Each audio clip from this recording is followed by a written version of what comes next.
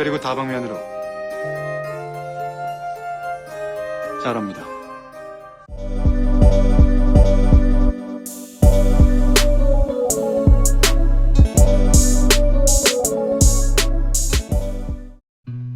Hey guys, welcome back.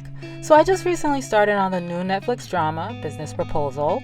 It's based off of a webtoon called The Office Blind Date. Let me just say, I think I'm really gonna like this drama. It starts off by introducing us to the male lead, Kang Tae-moo. He's the typical cold, smart chaebol. He's the recently appointed president of his grandpa's company, Go Food. So Tae-moo was working overseas, but came back to Korea to take his new position. We meet him in the airport as he arrives back to the country.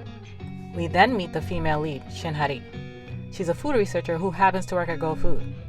She appears to be working on a project with mackerel, and trust me, everyone can tell that she's been working with fish.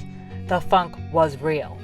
It was during this scene that I realized I was gonna like this drama, because these writers made Shin Hari so likable.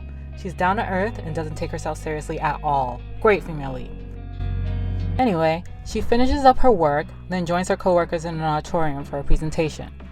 What a coincidence, because Tae-moo is actually meant to be introduced to everyone in the company-wide assembly. Tae-moo actually ditches the assembly because he doesn't like the whole idea of it and would rather do something more productive with his time. This scene was so hilarious because here we all are, waiting for the illustrious new allegedly hot president to come out, and out comes his secretary, Sung-woon, to burst our bubble. Grandpa was naturally ticked off, but judging by his reaction, he was not surprised. Instead of going to the assembly, Tae-moo went to confront one of the company's high-ranking employees, Mr. Park, about his shady business practices. This scene showed me that Tae-moo is a by-the-book kind of guy and he will not take any BS. Meanwhile, Hari gets a text from her longtime friend and crush, Min-woo, who's a successful chef, asking to meet up. She talks to her bestie, Jin-young-so, who convinces her that Min-woo is finally going to confess to her and reciprocate her feelings. It's Hari's birthday, so she's thinking this could be her lucky day. Unfortunately, Hari gets her hopes dashed when Min-woo hands her concert tickets.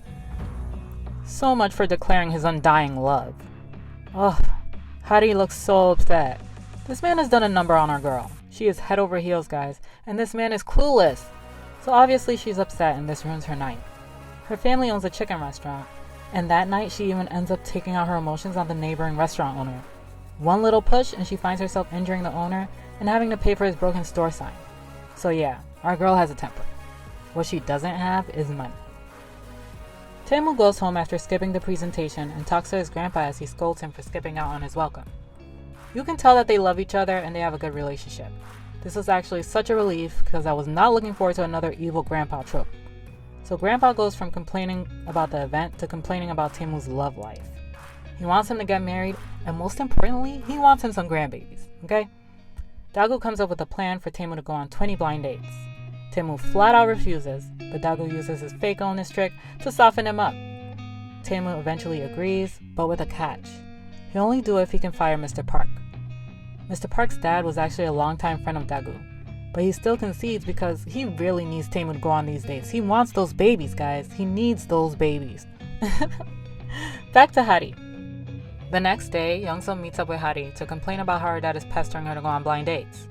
In the past, Hari has helped her sabotage these blind dates by going in her place and making the dates hate her. She's even pretended to be possessed.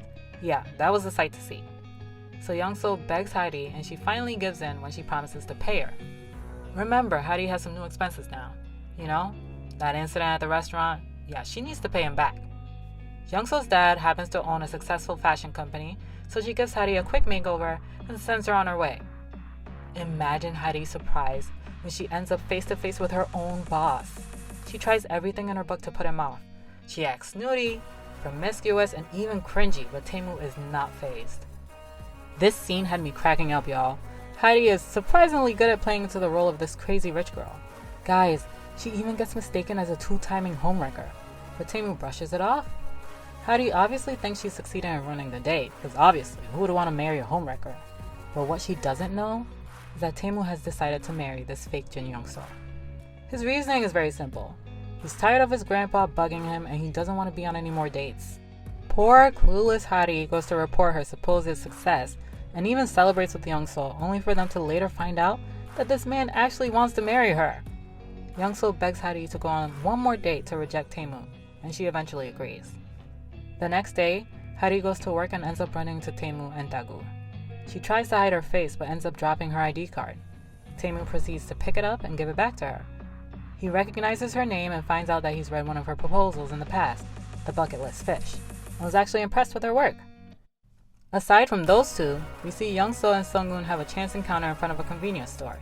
Young-soo is blown away by just the sight of him, but he doesn't seem fazed. Little does she know that he peeped her earlier in the store, and let me tell you, he was feeling her.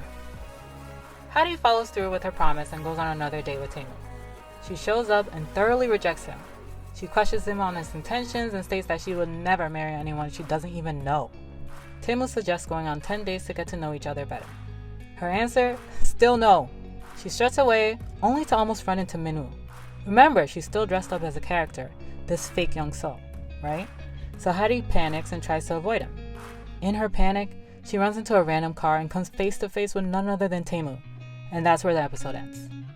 Guys, I love my drama cliches, but this one had me laughing out loud just because of how predictable the scene was. Despite the sometimes predictable storyline, I thoroughly enjoyed this first episode. If I had to wrap it up in 2 words, I would say comical and endearing. Just based off this ep, I would have to say that the characters are the best part of this drama so far. I just love who they are. The relationships between the characters are so wholesome and they make me appreciate the drama even more. I'm so excited to see the rest of this drama, and I just know I'm going to be laughing along the way the whole time. Comment below if you're watching this with me and let me know what your favorite part of this episode was. Don't forget to like and subscribe. Thanks so much for watching, and I'll see you guys next time. Bye!